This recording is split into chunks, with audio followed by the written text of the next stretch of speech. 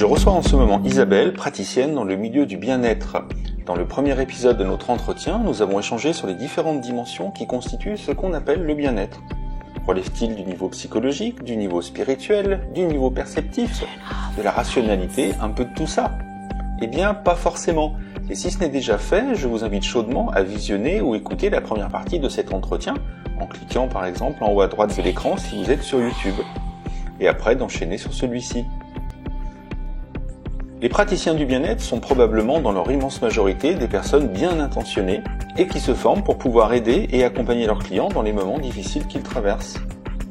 Mais si le bien-être souhaite assurer aussi une certaine sécurité pour ses clients, un certain sérieux pour ses professionnels, alors il lui faut questionner quelques conséquences, voire quelques dérives qu'on observe dans le milieu. Il relève d'une dimension que nous n'avons pas abordée dans le premier épisode, la dimension politique. Autrement dit, quels sont les rapports entre le milieu du bien-être et le monde réel, à commencer par la société? Quelles sont aussi ces influences non dites, voire invisibles par les praticiens eux-mêmes? C'est ce dont nous allons parler aujourd'hui avec Isabelle, car ce sont là les raisons premières qui l'ont motivée à créer une structure dont le logo s'affiche maintenant à l'écran, le Cercle du bien-être rationnel. Je vous souhaite une bonne écoute. Et donc, il y a 1 an et demi, tu as créé le Cercle du bien-être rationnel. Alors, j'aimerais qu'on en parle, bien évidemment. Et je dirais, pour commencer, parce qu'on va aller un petit peu dans le détail, pourquoi ce nom et pourquoi le cercle d'abord? Parce qu'on était plusieurs. Voilà, ok. Je me demandais justement. Ouais, et puis le cercle, c'est quelque chose d'assez utilisé aussi dans le bien-être. Hein, c'est voilà, les rondeurs, c'est agréable. Les angles, c'est un peu plus dur, donc voilà. Oui. Et Ok. voilà, donc 2 choses pour le cercle. Voilà, on était plusieurs, et puis c'est cette rondeur qui est plutôt appréciée parce que doux. Ok. Et après, bien-être, parce que ça correspond tout à fait à ce qu'on fait, notamment moi Oui. avec le massage. On était tous dans le milieu du bien-être sans forcément que ce soit notre profession. Donc bien-être, et puis surtout, on voulait attirer les gens qui sont du milieu ou qui fréquentent, ou les usagers qui fréquentent régulièrement les centres bien-être. Bien-être, On va ça en reparler. paraissait Et donc, pourquoi? tout à fait naturel et rationnel, parce qu'on est dans une démarche sceptique, on est dans une démarche rationnelle. D'accord. Et puis de toute façon, voilà, on pense que c'est tout à fait possible d'apporter du bien-être sans cette spiritualité que l'on trouve partout maintenant, le bien-être est maintenant associé à la spiritualité de l'ésotérisme. Ça s'est associé, sauf qu'en fait, le terme bien-être est tout à fait rationnel à la base, hein, c'est des sensations de bien-être, tout simplement. Mais par contre, il faut le préciser maintenant. Vu que ce mot a été dévoyé, il faut le préciser. Oui, donc c'est vraiment ce que je voulais t'entendre dire et te demander. Donc réellement, l'idée, c'est de dire le bien-être n'est pas forcément nécessairement spirituel. C'est un petit peu taquin, tu vois, comme le logo, que je t'explique après. Il y a aussi ce truc d'interpeller du côté des praticiens de bien-être et des usagers, et du côté plutôt sceptique. D'ailleurs, j'ai des petites anecdotes. Hein. Mon nom fait débat. Le nom de ma page fait débat. Vu qu'il y a bien-être dedans, du côté des sceptiques, plutôt dur, enfin du vrai scepticisme, de suite, bien-être est associé à l'ésotérisme, et donc attention, méfiance. Et en fait, il y a une espèce de volonté aussi de faire ça. Parce que venez voir ce qu'on fait. Certains m'ont un peu titillé d'ailleurs, hein, de suite sans regarder mon travail. Ils sont venus m'attaquer, pas méchamment, mais un peu se moquer de suite, sans vérifier mon travail. C'est associé au mot bien-être. Et de l'autre côté, des praticiens et des usagers, je dirais, croyants, le rationnel aussi interpelle. Pourquoi c'est quoi ce mot? Pourquoi elle précise ça? Et donc, c'est pour ça que c'était un petit peu fait exprès aussi d'interpeller fortement des 2 côtés. Mais oui, moi j'adore le fait et l'idée d'associer les deux, quoi, bien-être et rationnel, puisque justement, mais pareil, on va développer un peu plus loin tout ça. Et je suis pas du tout étonné de ce que tu me dis pour la réception des sceptiques. Moi, je l'ai vécu la même chose avec l'astrologie. Je me rappelle au début, il a fallu quelques années pour que je n'ai plus personne qui arrive de temps en temps, ça me faisait rire, j'étais en pleine discussion dans les commentaires de YouTube ou Facebook, je ne sais pas. Et puis des fois, il y en a un qui arrivait et qui disait attention, hein, il faut bien savoir que Serge Brett-Morel, c'est un astrologue. Attention, hein, vous parlez pas avec un sceptique, mais un astrologue. Et je disais non, non, non, je l'ai été, il n'y a pas de problème, hein, je dis pas le contraire, mais depuis, j'ai eu un cheminement, et puis ben, hop, je réexpliquais un petit peu les choses. Il y en a quelques-uns qui voulaient pas y croire. On se demandait s'il n'y avait pas une forme, alors d'entrisme, c'est un peu fort, mais d'infiltration en fait. Est-ce que c'est pas un croyant qui veut infiltrer le milieu sceptique, mais qui n'est pas vraiment sceptique, et ce genre de choses.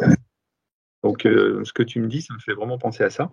Et donc, ben, j'en profite donc pour te demander après le nom, est-ce que tu pourrais nous expliquer, et je vais mettre l'image à l'écran, ce que signifie, qu'est-ce que tu dis à travers ton logo? Parce que moi, c'est pareil, quand je regarde ton logo, j'avoue que je trouve ça très joli, mais je ne sais pas trop ce que c'est en fait et pourquoi. Les mains, tout simplement Oui. parce qu'il y a cet aspect du toucher. Hein. On n'utilise pas forcément les mains dans le bien-être, mais voilà, c'est assez symbolique. Un cercle. Donc, je ne sais pas si, Ok. voilà, sur le logo, vous verrez que. On devine la forme, oui, oui. Voilà, avec cercle bien-être, rationnel au milieu, parce que ça se différencie en même temps. Non, enfin voilà, c'est toujours ce côté. Regardez, on peut associer des choses qui paraissent différentes, quoi. Et surtout, ce petit triangle en haut du Oui. logo. Ça n'a rien à voir avec YouTube. Non. Et non, ce petit triangle, il correspond à une image de chakra. D'accord. Voilà. Donc, explique-nous, parce que alors moi, je connais absolument pas. Donc, les chakras, ce sont 7 points sur le corps qui correspondent à une certaine émotion. Et voilà, on va travailler dessus selon les pratiques bien-être. Voilà, ça vient de la spiritualité d'Inde, donc l'hindouisme. Oui. Voilà, et c'est très, très utilisé dans le milieu du bien-être. Bien sûr. Et ce triangle, donc, quel est le lien avec les chakras? Ce triangle, il a été retourné de notre part. Ça correspond au chakra de la gorge. Le chakra de la gorge, c'est le chakra de l'expression. Donc voilà. Si un praticien sent un blocage là, ou même si la personne lui dit je suis pas bien, j'arrive pas à dire que, bon, ben c'est le chakra de la gorge qui est bloqué. S'il y a même des angines à répétition, tout ça, ça vient de problèmes d'expression des émotions, etc. En gros, ce chakra, c'est ça. Et donc, le triangle qui est normalement vers le bas a été retourné.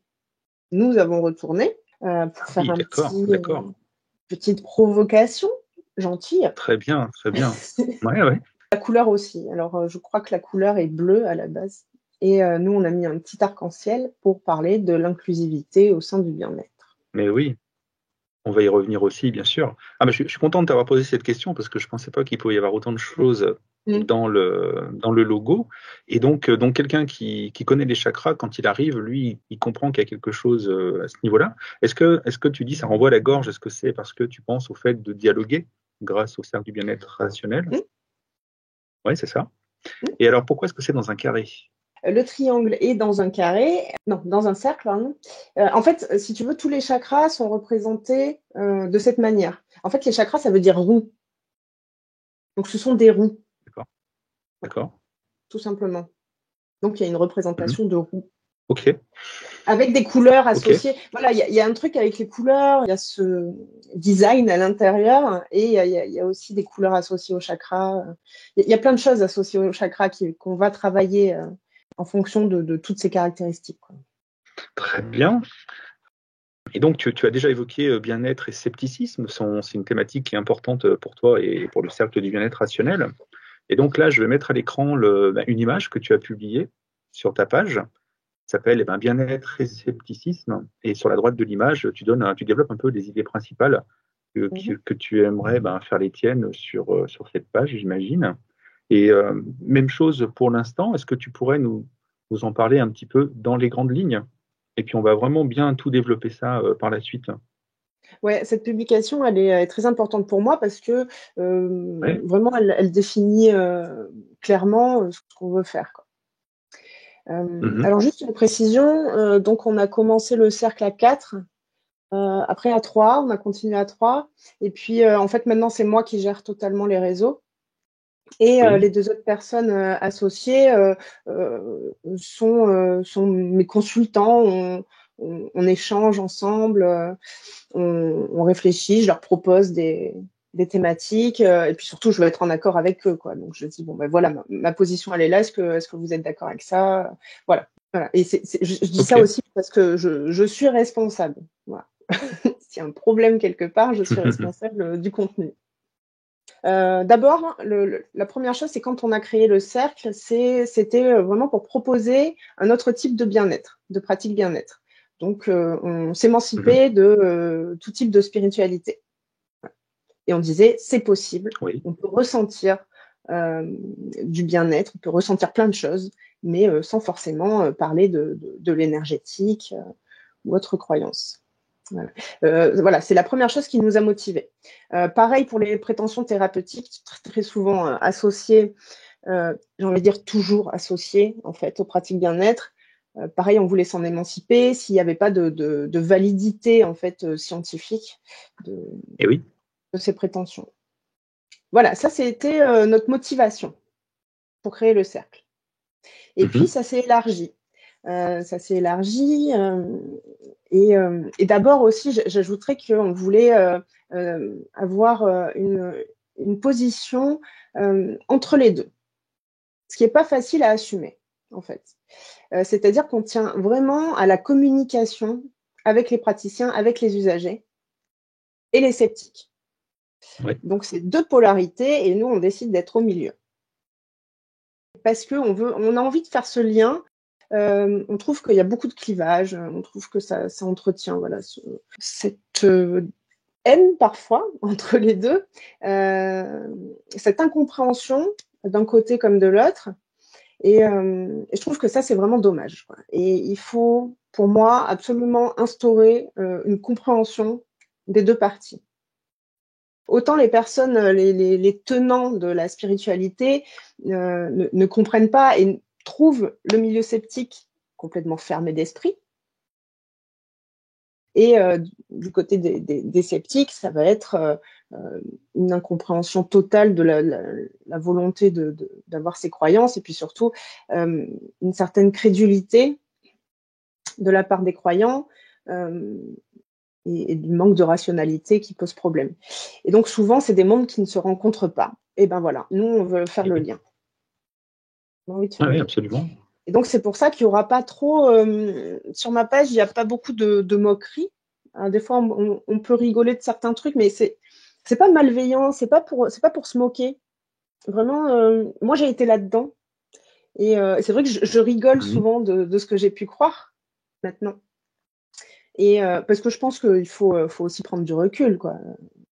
Les croyances, c'est pas seulement. Enfin, j'espère que tout le monde le voit pas comme étant très très sérieux et qu'il faut absolument militer pour que ce soit dans toute la société et tout. Faut prendre un peu de recul et dire ouais c'est vrai, c'est bizarre ce que je pense, mais voilà, moi je sens, pour moi c'est vrai ça. Et voilà, donc je veux pas du tout être dans une agressivité quelconque, que quelqu'un le sente comme ça, quoi. Du côté des croyants. C'est une forme de dimension épistémique quand on parle chez nous d'entretien épistémique. Ouais, En tout à fait, fait, c'est on est ça. là-dedans, ouais. C'est l'idée de pouvoir dialoguer avec la personne en essayant de ne pas la heurter. C'est-à-dire que le plus important, c'est l'échange en lui-même et pas le fait d'avoir raison, d'avoir tort ou de vouloir, encore pire, sauver la personne en face. C'est-à-dire avoir Mm. vraiment le sentiment que nous, on détient la vérité et qu'elle n'a pas compris parce qu'elle est naïve, parce qu'elle est crédule, parce que on peut tout imaginer comme excuse ou comme raison. Et il faut vraiment éviter ce genre de choses parce qu'on a des êtres humains en face de nous. Et je dirais surtout, entre guillemets, nous, en tant qu'ex-croyants, on a été les deux. Et enfin, moi, j'ai jamais eu le sentiment d'être quelqu'un enfin, comment dire, de totalement naïf et de totalement crédule. En Ouais, moi fait, non on a plus, tous vraiment pas. je dirais, je crois que c'est Gérald Bronner qui disait un petit peu ça, c'est que c'est des questions de lacunes, en fait. C'est-à-dire qu'on peut avoir des lacunes sur certaines choses, parfois fondamentales d'ailleurs, sans le savoir, et puis au contraire, ne pas les avoir ailleurs. Donc finalement, c'est comme toujours, quoi. Il y a de tout. Complètement. Mais d'ailleurs, moi, je trouve que j'étais pas dans l'irrationalité. Il y avait des domaines, je m'étais intéressée à beaucoup de domaines, et donc la spiritualité n'avait pas touché ces domaines-là, quoi. Je donne un exemple, par exemple l'astronomie. Très jeune, Ouais. ça m'a intéressée. Et je savais bien que je ne savais pas tout, mais en revanche, j'avais eu des notions, quoi. Et donc, quand dans les croyances, on me disait, alors je sais plus trop, mais on remettait en cause ce que je savais, en fait, et ce que j'avais vu Ouais. de valide scientifiquement dans les observations, tout ça, je me disais, mais ça c'est pas possible, c'est n'importe quoi, j'écoute pas. Les sujets que j'avais abordés avant de tomber vraiment dans de croyances dures, où j'aurais pu être influencée par d'autres personnes, ben, tous ces sujets qui m'avaient plu avant, ben, je ne tombais pas dans les croyances ou enfin, voilà, dans n'importe quel discours qui pouvait aller à l'encontre de ce que j'avais appris, quoi. Voilà, c'est pour ça que moi j'étais rationnelle, pour moi. Voilà, je rationalisais beaucoup. Et je pense qu'on fait tout ça, en fait. On fait des liens. Bien sûr, bien sûr. Et donc, là, dans ta publication, tu parles de risques thérapeutiques. Les risques thérapeutiques, bah, c'est super important. Dans les pratiques bien-être, c'est tout simplement qu'on propose des solutions à tout. N'importe quel massage, n'importe quelle pratique, en fait, va agir sur les potentielles pathologies ou en tout cas dans la prévention et puis souvent dans la guérison. Donc, ce sont des promesses totalement invalides. Surtout, il y a toujours une liste infinie de prétentions. Ça va toucher à tout, que ce soit des problèmes psychiques ou physiques, hein. Ça englobe plein de pathologies. Et donc, ils insistent sur le fait que cette pratique-là peut guérir, peut améliorer telle ou telle maladie. Donc voilà, ça c'est dangereux parce que les gens peuvent se détourner de la médecine, quoi. Tout simplement des traitements médicaux. D'autant plus qu'avec cet accompagnement individualisé, il y a une notion de confiance qu'il n'y a pas forcément en la médecine, puisque la personne en face prend le temps d'expliquer, tout simplement. Je vais vous faire ça, puis regardez, notamment, on parlait des chakras. Vous voyez, là, je vais travailler votre chakra du cœur. Du coup, ça va agir sur ça, sur ça. Et puis, voilà, ça agit sur plein de sphères, hein. Comme je te disais, la sphère physique, le psychologique, l'émotionnel surtout. Puis donc, il y a cette dimension spirituelle parce qu'on travaille sur quelque chose d'abstrait, quoi. Oui. Est-ce qu'on peut dire qu'on est vraiment tout le temps à la limite de l'exercice illégal de la médecine ou quand même pas forcément? Et de fait, est-ce qu'il y a des mots un petit peu interdits? Parce que je crois que la loi interdit d'utiliser certains mots comme soigner ou ce genre de choses. Est-ce que le mot thérapeutique, on peut l'utiliser plus facilement? Où est la limite, en fait, à ton avis? Non, mais il n'y a pas de réglementation pour la thérapeutique, hein. Mais même pour le soin, hein. On peut l'utiliser, le soin. Mais d'ailleurs, c'est pas un mot spécifique à la médecine, hein, parce qu'on parle de soins esthétiques, par exemple. Oui. De soins capillaires. Oui, donc, d'accord. le soin, ça peut être vu de différentes manières. Le problème, c'est qu'on fait l'amalgame avec la guérison. Mais donc, on a le droit d'utiliser ces termes. Ce qui est plus interdit, mais là, je vais pas trop m'avancer, c'est ce qui va être autour de la médecine, vraiment. Ce vocabulaire. Mais je suis en train de penser qu'il y a quand même on appelle ça des médecines alternatives aussi. Donc, je suis pas sûre qu'il y ait une réglementation ferme, hein, sur les termes utilisés. Pour que ce soit un exercice illégal de la médecine, on flirte toujours avec, mais en fait, il faudrait durcir peut-être la réglementation parce que c'est juste du flirt. On peut pas attaquer quelqu'un à part le mot guérir. Le mot guérir peut être poursuivi. Là, on peut être poursuivi pour guérir. Moi, j'avais vu une praticienne qui disait guérir du cancer. Donc voilà, ça, on peut le dénoncer. Oui. Il y a une youtubeuse sceptique qui s'appelle Fantine, sur la chaîne Fantine et Hippocrate, donc qui est médecin, Donc, elle parle de ce genre de choses régulièrement, et je ne me rappelle plus quels sont les termes exactement, mais je sais qu'il y en a qu'on ne peut pas utiliser, et notamment avec l'histoire de ce qui s'est passé avec l'entreprise Médoucine. Il y avait une avocate qui expliquait justement aux personnes du site quels étaient les termes qu'il fallait éviter, les prétentions qu'il fallait ne pas avoir, parce que ce ne sont pas des médecins. Mais en tout cas, comme elle l'expliquait, il ne fallait pas avoir ces prétentions en public.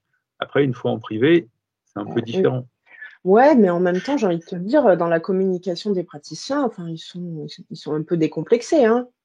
Moi, les prétentions thérapeutiques, j'en vois des dizaines tous les jours. Voilà, ils soignent des maladies, même des pathologies graves. Je vois pas de limite, hein, en fait. Hein. Il y a une réglementation donc que je maîtrise pas parce que, par exemple, moi, je pourrais me dire massothérapeute. Il n'y a pas de souci, ça c'est autorisé. J'aurai le droit. Donc, qu'est-ce qu'on entend par là? C'est bien de rappeler que... Ouais, puis surtout, voilà, en fait, ça a un impact forcément sur les clients, sur ce que vont percevoir les clients. Et en me faisant appeler massothérapeute, il y a une dimension thérapeutique qui est plus intéressante du point de vue communication, quoi. Ils ont l'impression qu'ils payent pour un service plus sérieux. Voilà. C'est ça. Alors moi, même en étant croyante, j'ai jamais voulu avoir ce nom de massothérapeute parce que je me disais c'est quand même un peu prétentieux, quoi. Moi, je me voyais pas thérapeute. Je me suis jamais vue comme ça.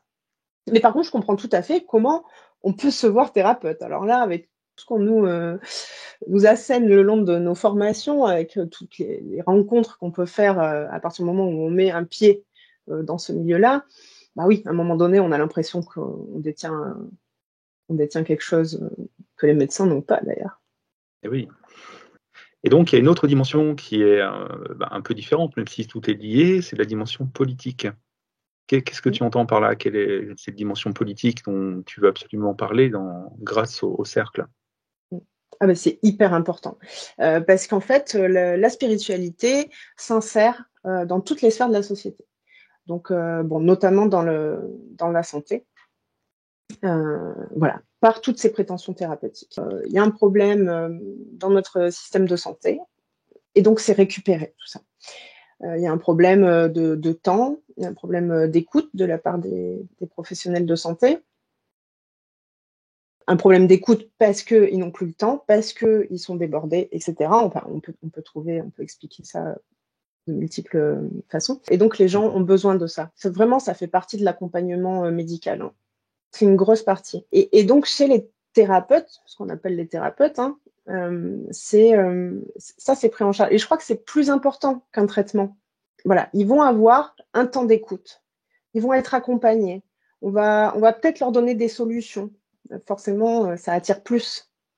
Et puis, il y aura. Alors, si, comme moi, ils ont une sensibilité à cet appel à la nature, tous les produits chimiques qu'on peut nous donner dans les médicaments, voilà, ça peut refroidir. Et bref, sur l'aspect politique, donc ça s'insère énormément dans le champ de la santé, on a vu, et même beaucoup de médecins proposent aux patients d'aller consulter des thérapeutes. Et ça, c'est, je pense, une méconnaissance importante de la part des médecins, des risques que ça amène. Et tout simplement parce que ça peut être un soutien. Ça peut être un soutien. Ils savent très bien que les gens ont besoin d'écoute, ils ont besoin d'accompagnement, et ils peuvent pas le donner. Donc, ils savent que les thérapeutes sont là, on va peut-être travailler sur la relaxation, etc. Donc, ils recommandent. Et c'est assez problématique parce qu'ils ne savent pas les risques qu'il y a derrière. Voilà, en dehors de la santé, il y a aussi l'éducation, tout simplement. J'ai un exemple très concret. Moi, j'ai travaillé dans une école. Personne n'a vérifié ce que je voulais faire. Enfin, moi, j'ai fait petite lettre, pas de motivation, mais voilà ce que je proposais. Moi, c'était l'initiation au massage. Ah bon, ok. Et puis après, je me retrouve seule avec les enfants. Voilà, moi, je me cantonnais à cette initiation massage. Mais par exemple, moi, j'ai une collègue, je sais pas trop si on peut s'appeler collègue, mais une connaissance aussi masseuse, qui a emmené les planches de réflexologie dans les écoles. Et donc, il n'y a pas de contrôle, ou il n'y a pas il n'y a pas d'arrêt quand ces croyances sont évoquées au sein de l'éducation nationale. En termes de formation, comme tu le disais, en fait, comme je t'ai entendu le dire, les professionnels de santé ne sont pas formés à comprendre ou à savoir ce que sont ces pratiques et quelles sont les dérives qui peuvent en découler. Et moi, c'est vrai qu'on a été confronté à ça il y a une dizaine d'années, quand il y avait plein de débats sur l'homéopathie déjà. Et puis, en fait, on avait des gens qui venaient nous dire, mais mon médecin, qui n'est pas homéopathe, me prescrit de l'homéopathie. Donc, il ne m'en prescrirait pas s'il n'y avait pas un effet. Et il a fallu qu'on ait des médecins, heureusement, qui passent sur le groupe zététique, on en parle avec eux, qui étaient eux-mêmes sceptiques, et qui expliquaient que oui, parfois, en partant du principe qu'il n'y a pas d'effet réel avec l'homéopathie, étant donné que la personne qui venait les voir, manifestement, n'avait pas vraiment quelque chose à soigner par des médicaments, mais avait quand même besoin d'être rassurée, l'homéopathie, ça permettait de lui donner l'impression qu'elle repartait avec quelque chose. Alors qu'en fait, lui, ça lui permettait au contraire de se dire, ça va passer tout seul, quoi, parce il pensait que ce n'était pas quelque chose de grave. Le problème, c'est que derrière tout ça, on a des gens qui vont présenter ça comme un argument d'autorité. C'est ce que je disais au début. Nous, on retrouvait ça face à des tenants qui nous disaient, mais l'homéopathie donnée par des médecins, voire même l'homéopathie donnée à l'hôpital. Et donc, ça pose de gros problèmes au niveau collectif. Et là, il y a une question un petit peu politique aussi qui se joue. Bien sûr. Donc, je vois très bien le problème. Et en fait, là où il faudra insister, c'est ce qui est un effet spécifique et un effet non spécifique. On va avoir un effet spécifique des médicaments ou d'une prise en charge en kinésithérapie, par exemple, qui va travailler sur les douleurs spécifiques. Et puis, l'effet non spécifique, je prends l'exemple des massages. On a une douleur musculaire quelque part. La détente que va procurer le massage va créer un effet. Oui, il y a un effet, mais non spécifique. C'est-à-dire que je n'ai pas travaillé sur la douleur en elle-même. C'est la relaxation qui a fait que la douleur a pu s'atténuer, voire passer, quoi. Et ça, je pense que c'est important que les gens comprennent ça. C'est pas la séance de Reiki qui a amélioré la santé de la personne. C'est tout ce qui va avec. C'est la prise en charge, c'est l'écoute, ce qu'on appelle les effets contextuels, qui sont super importants, mais qui sont donc des effets non spécifiques. Voilà. Absolument. Et qui sont liés en fait à la séance tout court. C'est-à-dire que ça aurait pu être autre chose que du Reiki et ça aurait pu avoir des effets justement qui ressemblent, qui sont les mêmes. Ah oui, complètement. Ça, c'est les pratiques, ça va toujours être des effets contextuels en fait. Les pratiques bien-être. Et c'est vrai que moi, je m'imagine en tant que praticien, peut-être que t'entendre et nous entendre dire ces choses-là, c'est terrible parce qu'on est à fond dedans et il y a un effet d'auto-conviction, d'auto-engagement qui fait que on se dit plus je suis concentré, plus je vais avoir des effets qui sont forts, etc. Ce qui n'est pas complètement faux, mais sauf que c'est pas lié forcément à ce que pense, à ce que croit la personne. Ce sont vraiment des effets contextuels, comme tu dis. Oui, mais alors moi par exemple, depuis que je sais ça, je trouve ça génial. Moi, je trouve ça encore mieux même. Parce que bon, on n'a plus besoin de faire, je pense à la kinésiologie, par exemple, avec ce test, plein d'interprétations après de la part du praticien. On n'a plus besoin de mettre de la magie comme ça, de mettre, ou alors ce qu'on croit être des techniques. C'est juste qu'on va prendre soin de la personne. Là, on va prendre soin de la personne. Les effets contextuels, moi, je suis bien contente de les utiliser. C'est ça qui est important. C'est qu'on est dans une ambiance, on est avec quelqu'un qui va écouter, et tout ça, c'est super important. Et c'est ça qui va créer le bien-être et un mieux-être même. Moi, je trouve ça génial parce que on peut créer. En fait, il y a tellement de pratiques qui pourraient se regrouper dans une seule, quoi. Sans parler du massage, on peut utiliser aussi la sonothérapie, donc qui utilise les sons. On n'a pas besoin d'un toucher corporel, quoi. Je te dis, le but, c'est de stimuler des sens. Donc voilà. Et tout ça, ça peut être fait dans un cadre avec quelqu'un qui ça va matcher, qui sera assez à l'écoute et j'espère qui ne fera pas le psychologue à essayer de trouver des solutions ou des interprétations, voilà, mais c'est super important ça, l'effet contextuel. Et voilà, moi je comprends pas maintenant, je ne comprends pas pourquoi les praticiens ne jouent pas que là-dessus, quoi. Oui, complètement. En fait, on est dans un gros problème qu'ont les sceptiques, c'est-à-dire qu'ils proposent des explications alternatives, c'est-à-dire des explications différentes au succès, aux réussites, aux effets supposés de ces pratiques-là. Et l'explication alternative, en fait, elle est beaucoup moins magique, elle est beaucoup moins enthousiasmante. C'est-à-dire que ce qui se produit là, c'est pas parce que je rentre en connexion avec telle dimension transcendante, c'est parce que le contexte fait que je me relâche et je ressens des choses que je peux ressentir sans qu'il y ait besoin de dimension transcendante. Donc pour la personne qui y croit, c'est très difficile à entendre parce que pour elle, c'est la base, c'est le départ, c'est le fondement. Et en fait, on lui dit, mais non, en fait, il n'y a pas forcément besoin. C'est très très difficile. Enfin, moi, je me rappelle très bien, j'ai été confronté à ça moi-même, quoi. Mais c'est une dimension qui est vraiment importante justement des dialogues entre croyants et non-croyants. Il y a d'autres explications aux mêmes effets qui existent et c'est bien d'en parler, quoi, d'en avoir connaissance. Et donc, je voulais revenir un peu aux questions politiques, toujours.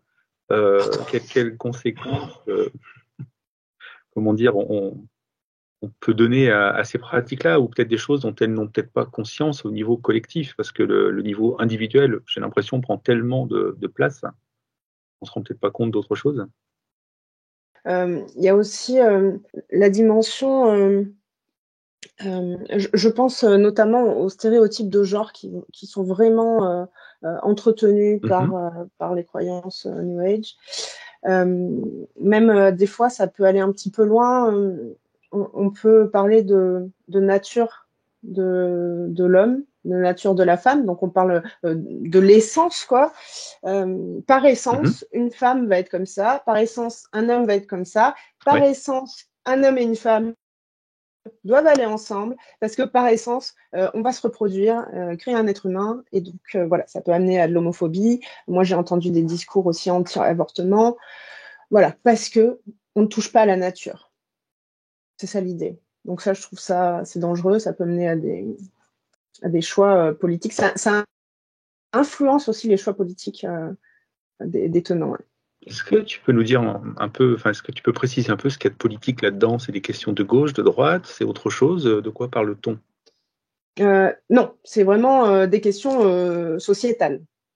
Qu'est-ce qu'on veut pour la société? Est-ce que on va baser nos vies sur des croyances, tout ce qui n'a pas été validé, et amener en fait dans notre éducation à la santé déjà, à la santé de manière globale, je veux dire dans la prévention psychique, physique, est-ce qu'on va amener les gens vers n'importe quelle pratique, peu importe, ça me fait du bien. Moi j'ai ça me fait peur. Il y a vraiment un besoin d'éducation à la santé, de connaissance du fonctionnement de notre corps et surtout du fonctionnement de notre cerveau, avec tous les biais possibles. Et bon, ça va forcément amener aussi à des décisions plus larges, ce qui va impacter notre vie personnelle. Donc, à partir d'une croyance, voilà, moi je pense qu'il va falloir que je vive de telle façon. C'est comme ça que le monde ira mieux. Parce que souvent, les gens ont des bonnes intentions. Hein.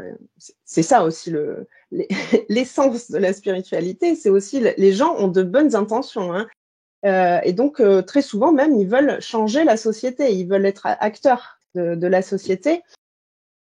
Et je pense notamment aux éco-villages, par exemple, hein, qui se créent. Donc, c'est une petite communauté qui va très souvent donc se baser sur tout ce qui est naturel. Donc, ils vont commencer de l'agriculture biologique, voire anthropologique, de la biodynamie. C'est assez courant. Et donc, il y aura toute cette notion d'entraide solidaire, sauf que derrière, on oublie qu'est-ce qu'on fait du reste de la société.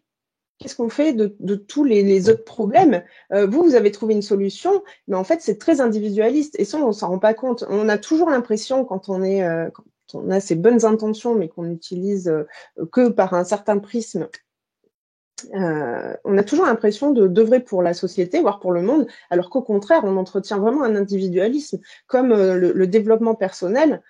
En fait, ça commence tout simplement par une bonne intention, se connaître mieux, accepter qui on est, etc., pour se sentir mieux dans la société avec les autres individus, sauf qu'en fait, ça va nous recentrer sur nous-mêmes, sur nos besoins individuels, et moi, j'ai cette vie.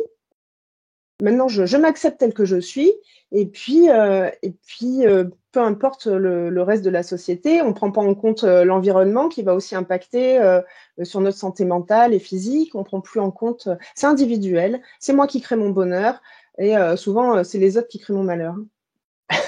Et ça impacte, alors le truc très politique, ça va impacter donc les votes. Comme je te disais, avec cette croyance de nature humaine, ça peut impacter les votes. Et puis, donc ça, c'est vraiment de la politique partisane. Et après, le reste, c'est donc des choix de société qu'on va faire. On oublie tout un pan de la société, je veux dire, la croyance dans la loi de l'attraction, hein, qui veut que tout ce qu'on fait, tout ce qu'on va penser va arriver par une force divine. Parce qu'on a pensé de manière positive et on veut beaucoup quelque chose qui nous arriverait de cette manière, quoi.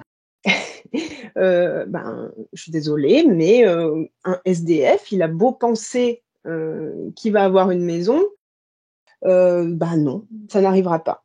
Et c'est pour ça aussi que je dénonce un certain élitisme, en fait, dans le milieu du bien-être. C'est quand même une classe sociale assez élevée qui fréquentent les praticiens bien-être. C'est des prix assez hauts pour une heure de massage. On est à 1 euro la minute. Et encore, ça a dû augmenter. Et puis, je parle de ma province. À Paris, c'est plus. Donc, pour une heure de massage, on est à minimum 60 euros. C'est pas tout le monde qui va se payer ça, clairement. Et donc, ces croyances et puis même cette idéologie va s'intégrer en fait dans une certaine classe sociale, en tout cas à partir d'une certaine classe sociale. Et puis tout le reste, c'est complètement oublié. Quand quelqu'un n'a pas les moyens de se payer les pratiques bien-être, ils font pas partie de la société. On dirait que par la simple volonté de bien faire, des fois on prie tout simplement.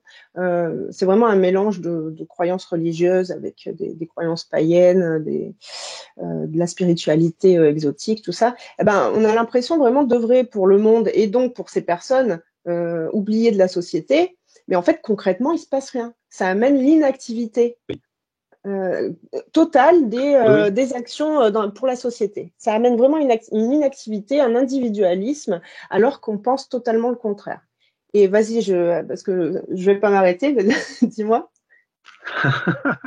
Oui, là, j'aurais plein de choses aussi à dire pour réagir, un peu rebondir sur ce que tu dis. C'est vrai que l'impression que j'ai, moi, quand j'entends tout ça, je dirais ça rejoint vraiment des erreurs que j'estime avoir commises quand j'étais plus jeune. C'est-à-dire que le fait de chercher le vrai but, le vrai sens de la vie, qu'on le trouve au niveau métaphysique, à des choses qui nous dépassent, qui sont transcendantes, encore une fois, moi, je sais que ça me donnait l'impression que, quelque part, toutes ces questions sociétales, politiques, voire bassement politiques, c'était des choses qui étaient finalement assez futiles. Quand on pense vraiment en termes même de réincarnation, si on a des milliers ou des dizaines de milliers de vies à vivre, le plus important, est-ce que c'est pas d'arriver à toucher l'essence ultime des choses qui n'est pas dans la rue à côté de chez moi, finalement. Et aujourd'hui, évidemment, je suis à l'opposé de tout ça parce que, comme tu l'as bien dit, finalement, à force de penser à aller jusque dans la Lune, au-delà, dans les étoiles et encore au-delà, finalement, comme ça se fait quand même d'abord dans notre tête et dans notre cerveau, en fait, ça a comme effet, bien souvent, malheureusement, de nous recentrer sur nous. Et donc, tu parles d'individualisme. Et moi, c'est vrai que finalement, j'étais comme ça, ce qui fait que j'avais une très mauvaise connaissance et de la société et des êtres humains. Alors j'étais convaincu du contraire, en fait.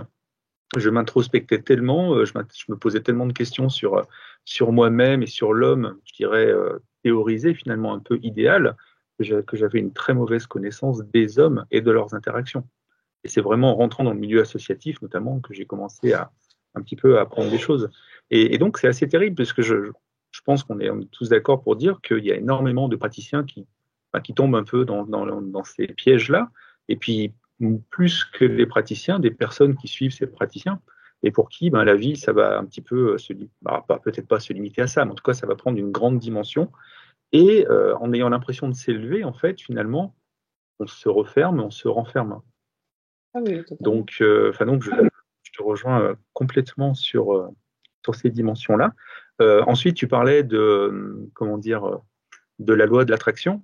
Et c'est vrai que je pense qu'on peut tous penser à Blanche Gardin qui a détourné ça dans un sketch où elle rencontre un SDF et elle lui explique quand même que s'il connaissait la loi de l'attraction, il pourrait mieux s'en sortir, etc. Et c'est vrai, quand on écoute des personnes qui vraiment croient à ces choses-là, on se demande pourquoi elles-mêmes ne demandent pas que la loi de l'attraction ne soit pas enseignée à l'école, en fait. Si tout le monde connaissait la loi de l'attraction, mais franchement, ça faciliterait les choses. Il suffirait d'apprendre comment attirer les choses à soi-même, on pourrait être formé à ça, je ne sais pas, et tout le monde aurait un petit peu tout ce qu'il souhaite. Et c'est là que le sceptique arrive et puis dit, mais ah oui, mais alors, qui voudrait prendre les tâches les plus ingrates qui sont nécessaires pour que la société fonctionne? Et en fait, tout le monde voudrait être un sage universel, ou alors, je sais pas, je veux dire, avoir des prix Nobel ou avoir des récompenses extraordinaires. Et finalement, ce sont des systèmes qui sont très peu réalistes, forcément. Je suis d'accord en partie, parce qu'en fait, les gens qui croient en la loi de l'attraction, ils rêvent que d'une chose, c'est que ce soit appris à l'école. Est-ce qu'ils militent pour ça? Moi, je n'ai jamais entendu. Non, ils militent pas. Enfin, ils militent pas, à part faire des posts sur Facebook. Non, parce que comme je te disais, voilà, il y a une inaction. Et dans ces cas-là, je trouve que c'est bien. Mais en revanche, ils auraient très envie que ce soit au sein de l'éducation nationale. Et il y a ce truc aussi de dire, du coup, il y a une méfiance, et même au-delà de ça, contre les institutions de manière générale. Ce qui peut amener aussi au complotisme. Il y a plein de... une dégringolade possible dès que tu as certaines croyances, et une dégringolade qui s'explique facilement. Hein. Et donc voilà, l'éducation nationale ne veut pas intégrer les connaissances spirituelles, et donc l'éducation nationale veut nous cacher des choses et nous maintenir dans un niveau bas d'éveil spirituel. Voilà, ça peut aller jusque-là. Autre chose, je voulais dire avant que j'oublie, Oui. Il y a quelque chose aussi de très dangereux, c'est le fait de croire au destin. C'est-à-dire que si t'arrive quelque chose, c'était ton destin. Il fallait que tu passes par cette épreuve pour pouvoir avancer spirituellement. Bon, qu'est-ce qui vient comme exemple de suite? C'est si tu te fais violer, est-ce que c'était vraiment ton destin? Est-ce que tu dois l'accepter parce que c'était ton chemin de vie? Est-ce que la personne qui t'a violé, elle devait être là sur ton chemin pour que tu apprennes des choses?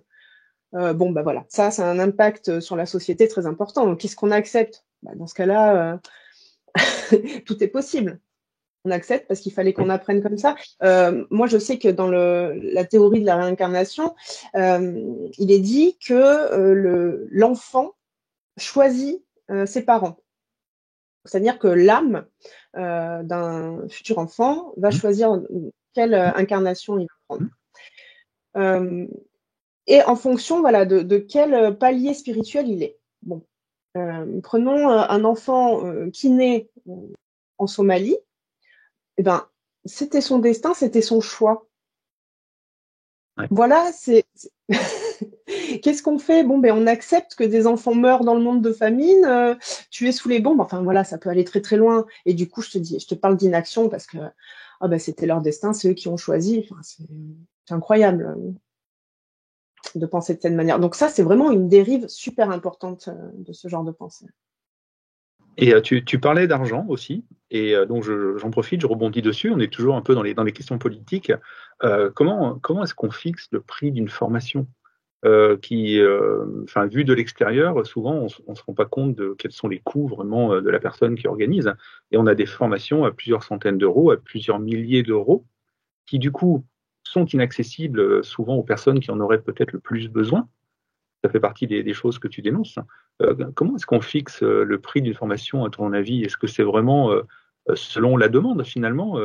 Tant que les gens sont prêts à payer, on peut monter le prix et on voit qui s'inscrit ou pas, ou comment ça marche? Bah oui, hein, tant qu'on peut monter le prix, évidemment. En fait, c'est totalement arbitraire et surtout, on se cale sur la concurrence. Ouais. Voilà, il n'y a pas de, Oui, il y a pas de voilà, règle, hein. Il n'y a aucune règle. bien Mais moi, sûr. je sais que j'ai commencé avec des prix assez dérisoires. Bon, je me suis pris une petite volée en disant que c'était pas sympa pour la concurrence. Et donc, ah oui, et puis il y avait aussi ce truc, tout travail mérite salaire, écoute, tu travailles dur, donc fais des massages à au moins 50 €, quoi. Même. Ah oui, c'est ça, on Et m'a ouais, bah vraiment oui. encouragé, quoi. Oui, je disais en termes de rationalisation, on a évoqué le terme. En fait, en psychologie, ce qu'on appelle la rationalisation, c'est pas seulement le fait de rendre les choses plus carrées, plus logiques, etc. C'est le fait aussi de, après coup, entre guillemets, se chercher des excuses. C'est-à-dire qu'on essaye de se trouver des excuses. Pourquoi est-ce qu'on a fait ce qu'on a fait? Comment faire accepter un peu l'inacceptable? Et vraiment, c'est important de dire qu'on a tous ce mécanisme. C'est un mécanisme qui est en nous et qui est un petit peu automatique. Après, c'est bien d'en prendre conscience. Et c'est vrai que j'imagine trop les personnes qui demandent plusieurs milliers d'euros et qui vont essayer de trouver des raisons pour justifier ça. Alors que, moi, je sais que ça m'a toujours choqué, quoi. Ils sont censés aider les gens à progresser spirituellement. C'est-à-dire qu'on est dans des valeurs qui, normalement, sont détachées de la notion d'argent. Et pourtant, ils vont demander beaucoup d'argent pour ça. Et moi, c'est quelque chose vraiment que j'ai du mal à comprendre. Et donc, quelle raison est-ce qu'on trouve quand on fait ça? Est-ce que vraiment la personne arrive à se dire qu'il propose une qualité tellement importante de service qu'il peut demander ça? Ou est-ce qu'on est forcément dans de l'escroquerie? C'est-à-dire vraiment une personne qui fait ça de manière cynique et qui manipule les gens? J'ai vraiment... c'est compliqué pour moi de, de savoir ce qui se passe en fait dans la tête de ces personnes. Est-ce que tu aurais une idée à ce niveau-là? Mm. Est-ce qu'il y a de tout, tout simplement ou... Ni l'un ni l'autre, hein. Alors, les escroqueries, hein, il y en a très très peu. Il y a pas il y a très très peu de vrais charlatans. Ouais. Ça c'est sûr. Ça c'est vraiment, je te parlais de bonnes intentions, c'est vraiment ça qui anime la grande majorité des praticiens. Donc c'est de très bonnes intentions. C'est vraiment, elles veulent aider les gens. Je dis elles parce que réflexe, hein, il y a beaucoup plus de femmes praticiennes. Il y a cette volonté d'aider les gens. D'ailleurs, je rebondis juste un petit peu, il y a beaucoup plus de femmes parce que il y a un ciblage aussi, hein. Et puis ça va avec un système patriarcal qui encourage les femmes à être dans le care, donc à prendre soin des autres. Et on va trouver plutôt les hommes dans des pratiques plus techniques, plutôt dans les thérapies manuelles qui vont vraiment mobiliser et toujours, ce sont des prétentions thérapeutiques non prouvées. Et puis aussi dans tout ce qui est gadget, dans tout ce qui est des produits. Donc les hommes vont plutôt se retrouver là et les femmes vont plutôt être dans le soin. En revanche, moi, ce que j'ai entendu souvent, c'est que on est dans une incarnation humaine, donc dans une société. Dans une société capitaliste, alors ils le disent pas, on est dans une société humaine, on est dans une incarnation qui utilise l'argent. Et en fait, l'argent ne serait qu'une énergie, d'ailleurs, mais parce qu'il faut bien vivre dans cette incarnation, quoi. Voilà, c'est un peu l'idée. C'est un peu l'idée de non, si je pouvais, je ferais pas payer, mais je peux pas. Voilà. Et donc, c'est devenu effectivement, depuis un moment, là, depuis plusieurs années, un vrai business. Et ça, c'est assez drôle parce qu'il y a ce côté anti-système que revendiquent les praticiens. Alors, sans parler peut-être d'anti-système, il y a, il y a cette émancipation de la société de consommation et notamment au sein de la santé, qui, avec toute l'idée qu'on a de Big Pharma, et donc ce côté chimique, comme je te disais, donc on veut s'émanciper de ce capitalisme-là, et en fait on en a créé un autre. Donc les prestations sont chères, il y a plein de produits, hein, tout ce qui va être complément alimentaire, tout ce qui va être produit miracle, machin. Donc on est purement dans le capitalisme, vraiment. Et puis donc un capitalisme qui s'adresse à partir d'une classe sociale assez élevée. Et ça pourtant, on se le cache. Comme tu disais, on trouve toujours des bonnes raisons. Et puis on est en accord avec nous-mêmes comme ça. On a bonne conscience. On a trouvé les raisons, je fais mon massage à 75 €, mais c'est parce que voilà, il faut bien vivre, parce que je travaille dur. Mais pour eux, ils sont pas Mais du encore, tout dans le ça ne me capitalisme. choque pas. Ça va pas me choquer pour 75 €, mais une prestation à 200 €, à 500 € ou à 800 €. Est-ce que tu penses qu'on peut avoir la même rationalisation? Parce que ça reste une rationalisation. Bah ça, c'est surtout les formations qu'on va trouver, les formations ou les stages. Moi, par Ouais. exemple, pour les formations que j'ai payées avec, quand j'étais dans ma dérive sectaire, c'était 250 € le week-end. Il y avait 4 week-ends, plus la formation que j'ai fait en individuel avec le praticien, qui était une centaine d'euros, je crois, pour rien apprendre, hein, au final. Oui, effectivement, c'est très très cher. Et Il y avait plusieurs dizaines de personnes et plusieurs dans dizaines la de personnes qui formation payent ça. collective, il y avait 30 personnes à Ah, 250 c'est € ça, hein. chacune. Et donc, Ouais. très souvent, Mhm. sur ces réseaux, ce monsieur s'en va à l'autre bout du monde sans problème. Donc, je crois que ça paye bien, effectivement. Bien sûr. Alors qu'il pourrait reverser 30%, 50% à des œuvres caritatives, etc. Ou étant donné qu'il est en plein dans la spiritualité quand même. Enfin, moi, c'est vraiment des choses que Ah je ne oui, comprends mais pas. ça, Et je ne il le comprends pas fait avec surtout autre que chose. je ne comprends pas ce que tu viens de dire. Il le fait Il, avec autre chose. Qu'est-ce que tu veux il dire? s'investit dans la société avec autre chose. Donc, c'est-à-dire tout ce qui va être pensée positive. Voilà, bah, le monde va aller mieux. Là, j'ai fait comme ça. J'ai pensé fortement aux gens qui meurent de faim. D'accord, ouais, ouais. C'est comme ça que je m'investis voilà, dans les causes sociétales. Pareil, Bien juste sûr. pendant que j'y pense, sur la nourriture, Hmm. ça revient toujours sur la santé. Hein, c'est vraiment très souvent ça qui est le plus visé. Euh, la nourriture. Alors là, c'est vraiment une croyance assez importante. Je, je crois que c'est quand même pas commun de faire ça, mais en fait, il suffit d'énergétiser les aliments pour qu'ils deviennent bons. Mhm. Donc, il y avait ce truc-là aussi où on faisait une espèce de reiki quoi, aussi à notre aliment, pour notre assiette, pour rendre cette assiette bonne pour la santé. Quoi. Donc, ça peut aller très très loin. Quoi. On peut avoir une consommation totalement irrégulé, quoi, alors qu'on a des grandes idées sur la nature et le fait de sauver le monde et compagnie. Et en même temps, il suffit voilà, de passer les mains dessus et d'avoir la volonté que ce soit bon pour que ce soit bon. Et ça, c'est valable pour la nourriture et donc pour tout, finalement. Là, j'ai acheté des trucs en plastique. Bon, je sais que le plastique, c'est pas bien. Je suis super écolo, mais hop, je vais le dépolluer. Enfin, voilà. Donc, encore une fois, c'est de l'inaction et on se donne bonne conscience. Bien sûr, bien sûr. Moi, j'aimerais rappeler la notion de faux dilemme qui consiste en fait à réduire un débat ou un échange à seulement deux points de vue. Et il faudrait choisir ou l'un ou l'autre. L'exemple qu'on aime donner, par exemple, c'est au moment de la guerre en Irak, par exemple, quand George Bush disait soit vous êtes avec nous pour envahir l'Irak, soit vous êtes contre nous. Évidemment, les choses sont bien plus complexes et la France a choisi une troisième voie, c'est-à-dire qu'on était avec vous, mais pas en Irak. Et donc, c'est vrai que moi, quand j'entends un praticien qui, ben, d'après ce que tu dis, pourrait avoir l'impression que bon, c'est bon, il n'a pas besoin de donner de l'argent ou pas beaucoup d'argent parce qu'il participe déjà au fonctionnement du monde par la pensée, par la pensée positive, par tout ce qu'on peut imaginer. En fait, c'est vrai que moi, je vois pas en quoi ça empêcherait à côté aussi de participer concrètement à l'amélioration des conditions de vie de certaines personnes. Et pas besoin d'aller chercher forcément à l'autre bout du monde. Hein. Près de nous, il y a vraiment des besoins, quoi. Non, je voulais dire, là, on généralise, hein, mais pas tous sont comme ça. D'accord. C'est ce que j'ai constaté et c'est vers quoi amènent les croyances ésotériques. Ouais. Mais voilà, il y a des praticiens, même s'ils ont des croyances spirituelles, même s'ils invoquent les chakras et compagnie, qui sont quand même dans la volonté, qui peuvent tout à fait être investis dans des associations.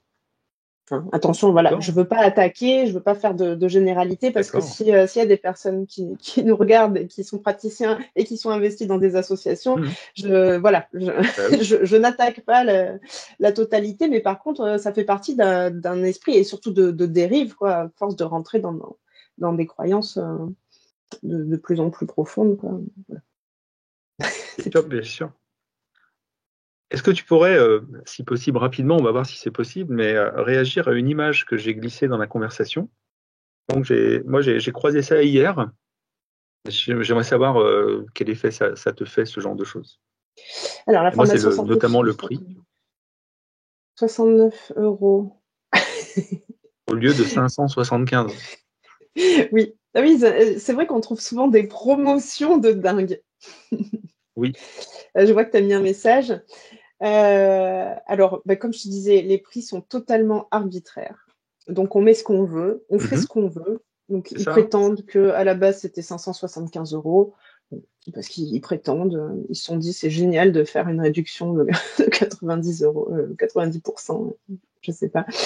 Voilà, donc comme ça, évidemment, mais c'est super marketing. C'est pour ça, je te dis, on est dans le Et pur oui. capitalisme. C'est très, très marketing. Moi, c'est une dimension vraiment qui m'intéresserait d'aborder, cette dimension marketing, un petit peu de ces pratiques ésotériques, spirituelles, parce que c'est, encore une fois, ça me paraît vraiment tellement à l'opposé. Et pourtant, en fait, on a des super professionnels du marketing qui font ça, si ce n'est pas pour gagner de l'argent, enfin, je ne comprends pas, quoi. Ouais, il y a même des coachs Bien pour sûr. booster les clients, etc. Donc la pub, c'est souvent ça. Vous peinez à trouver des clients. Et j'ai envie de dire oui, forcément, il y a de plus en plus de praticiens, de plus en plus de Mm, thérapeutes. mm. Donc forcément, il y a de moins en moins de clients. Et puis, il faut avoir les moyens, encore une fois. On n'est pas forcément dans une période où c'est facile d'avoir les moyens. Donc, ils n'ont pas beaucoup de clients. Et donc, il y a des coachs qu'on va payer pour avoir plus de clients. Le truc Mm. infernal, quoi. Et puis voilà, donc en fait, ils réfléchissent à une communication très très marketing. Ça peut être, enfin, c'est exactement la même communication que pour n'importe quel produit. C'est ça, on est complètement là-dedans. Comme les promotions incroyables que proposent ces formations. Voilà, c'est un marketing tout à fait classique. Et ça, on s'en rend pas compte quand on est dedans. On s'en rend pas compte. C'est juste que, comme on a déjà dit, il faut bien vivre. Et donc, la communication est assez agressive, d'ailleurs. On en voit partout. Bien sûr. Euh, on en voit partout. C'est très. Il y a de plus en plus de choses parce que, comme il y a de plus en plus de thérapeutes, il faut s'émanciper de tout le reste. Donc, moi, je fais ça, toi, tu le fais pas. Donc moi, je fais mieux. Alors c'est marrant parce que comme je te parlais d'holistique, le fait de prendre la globalité de la personne, on va très facilement avoir recours à plein de formations pour améliorer. Et puis Mm. en plus de la sophrologie, j'ai fait aussi une formation en kinésiologie. Comme ça, on a l'impression que c'est plus spécifique. Et puis en plus de la kinésiologie, j'ai fait de l'access bar aussi. Et donc dans leur communication, ils mettent prise en charge holistique, mais ça va jusqu'où l'holistique? Puisque normalement, une pratique est holistique, on n'aurait pas besoin Mhm. d'avoir 10 pratiques sur notre CV. Donc ça, c'est une grosse contradiction qu'on trouve très couramment. Mhm. Et en fait, Oui, dans leur c'est terrible communication, ils vont mettre ça en avant. c'est terrible de voir ces êtres humains qui s'élèvent au-dessus finalement de la condition humaine, mais qui reproduisent les mêmes mécanismes que les autres êtres humains, quoi. C'est vrai que en termes d'incarnation, ils se sont incarnés dans une société où il faut qu'ils soient en concurrence entre eux. Et puis, comme tu dis, il y a des coachs de coachs. Enfin, c'est tellement incroyable de voir à quel point ces choses extraordinaires sont confrontées à des problèmes tout à fait ordinaires finalement. Il y a beaucoup de Et contradictions comme ça. Là, j'ai envie de te parler de oui, bien l'amour sûr. universel qu'on prône en permanence. L'amour universel, donc aimons l'autre voilà, inconditionnellement. Et au final, s'il n'est pas d'accord avec moi, on va peut-être un peu moins l'aimer quand même. C'est fou, c'est fou. Et donc, une autre dimension de ta page, c'était donc du cercle du bien-être rationnel, c'est aussi d'informer. Et en termes notamment de validité, tu as donné le mot tout à l'heure. Donc, tu voudrais informer, pour ce qui est des praticiens de l'ésotérisme, tu voudrais les informer sur quoi, je dirais, par rapport à la validité de leur pratique. Surtout que c'est un endoctrinement qu'ils ont subi et qu'ils ne savent pas pourquoi ils font les choses. En fait, pourquoi pour eux c'est valide telle technique, d'où ça vient, quelles sont vos sources. Et ça, ils savent pas.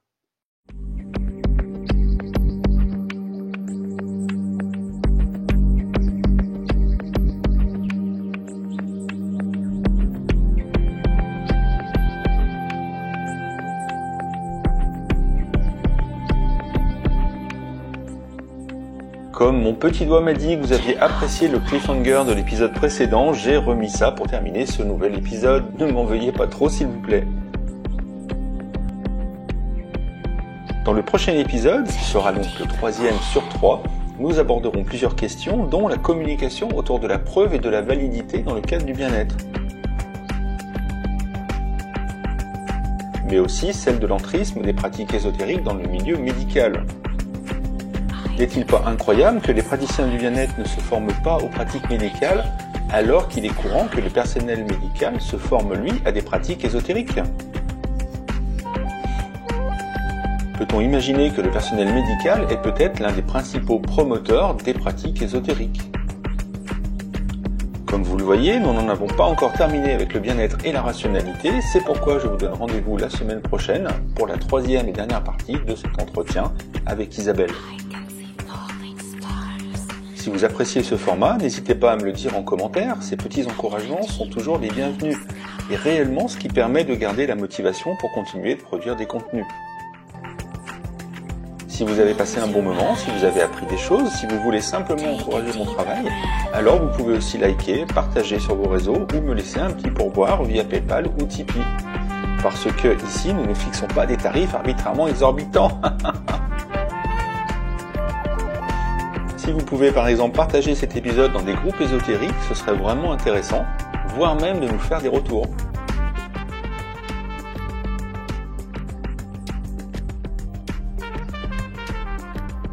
Plus les praticiens découvrent ces questionnements souvent inédits pour eux, pour raison de bulle cognitive, plus on peut espérer les diffuser. Je vous en remercie d'avance et vous dis à bientôt sur Astrocept, une chaîne qui pose des questions adultes à la croyance astrologique et au-delà.